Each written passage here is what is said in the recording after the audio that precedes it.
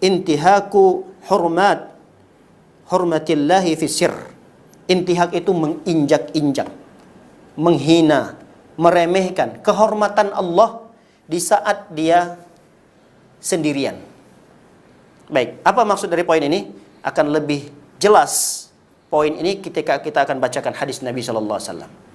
Yaitu hadis yang diriwayatkan oleh seorang sahabat yang bernama Thauban radhiyallahu taala anhu. Nabi sallallahu alaihi wasallam bersabda, "La'alamanna aqwaman min ummati ya'tuna yaumal qiyamah bihasanat amsal jibal." Kata Nabi SAW, sungguh aku mengenal dan aku tahu betul, kata Nabi, sekelompok kaum dari umatku datang nanti pada hari kiamat, mereka itu membawa pahala-pahala yang begitu besar. Berarti ini sekelompok kaum ibadahnya memenuhi syarat ikhlas dan mutaba'ah. Karena ini dua syarat diterimanya amal soleh seseorang. Ini sekelompok kaum yang disebutkan oleh Nabi, yang Nabi kenal di hari kiamat. Sekelompok kaum ini dikenal oleh Nabi. Mereka ini beribadah ikhlas. Mereka ini mutaba'ah, mengikuti sunnah-sunnah Nabi dalam beribadah. Sehingga Allah Subhanahu wa taala nampakkan, tuh pahala kamu pada salatmu, pahala puasamu, pahala berbakti pada orang tuamu, pahala sedekahmu.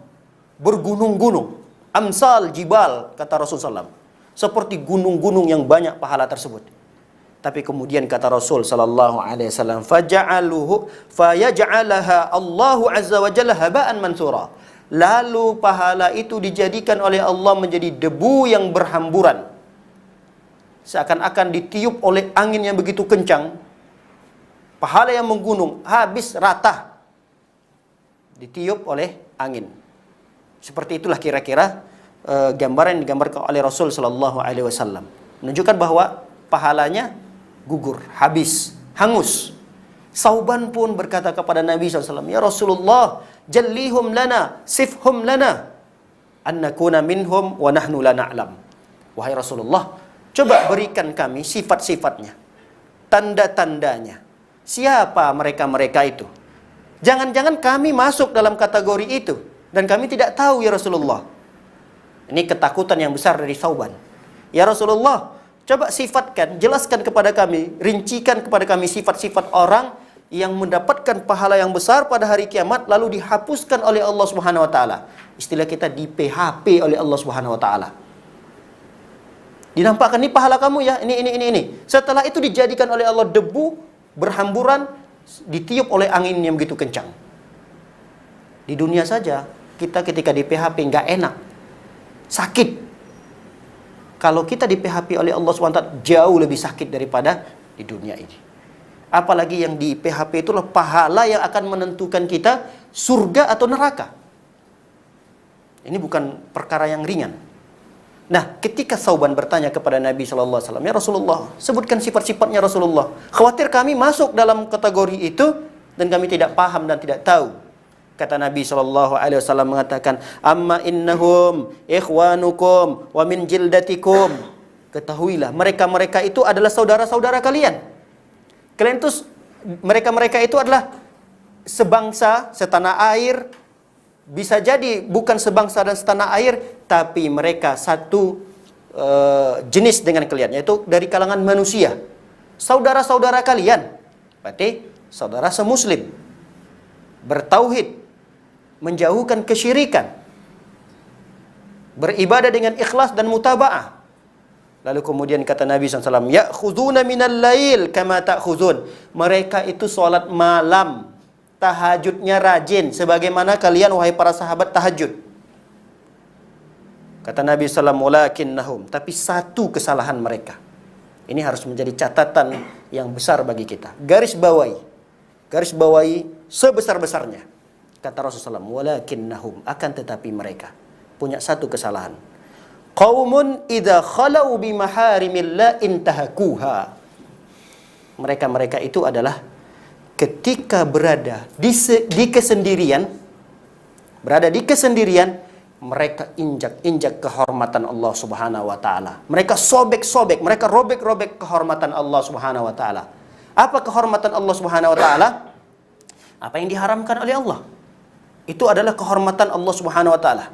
Apa-apa yang diharamkan oleh Allah Subhanahu wa taala yang tidak boleh kita lakukan, maka ketika kita berusaha untuk melakukan itu, tatkala kita sendiri, ini berbahaya terhadap amalan kita. Dan di zaman ini adalah ujian yang sangat besar bagi kita. Di zaman ini, di mana seseorang itu bisa bermaksiat kepada Allah Subhanahu wa taala di saat kesendiriannya. Dan tidak butuh modal. Saat ini kita hanya butuh gadget, butuh data, sudah bisa bermaksiat kepada Allah. Kalau dulu orang-orang yang mungkin tidak semudah kita untuk bermaksiat diancam oleh Rasul Shallallahu Alaihi Wasallam dengan ancaman yang begitu berat seperti ini. Kalau dulu kan potensi untuk bermaksiat pada Allah itu sedikit, kecil, di mana orang-orang perempuan-perempuan tidak berkeluyuran, tidak keluar rumah seperti di zaman kita. Kalaupun ada perempuan-perempuan yang keluar rumah, menutup aurat dengan serapi-rapinya. Jarang perempuan keluar. Tapi kemungkinan untuk bermaksiat ada, tetap ada.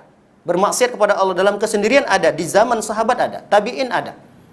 Kalau tidak akan keluar ancaman ini. Nah, sekarang di zaman kita jauh lebih mudah.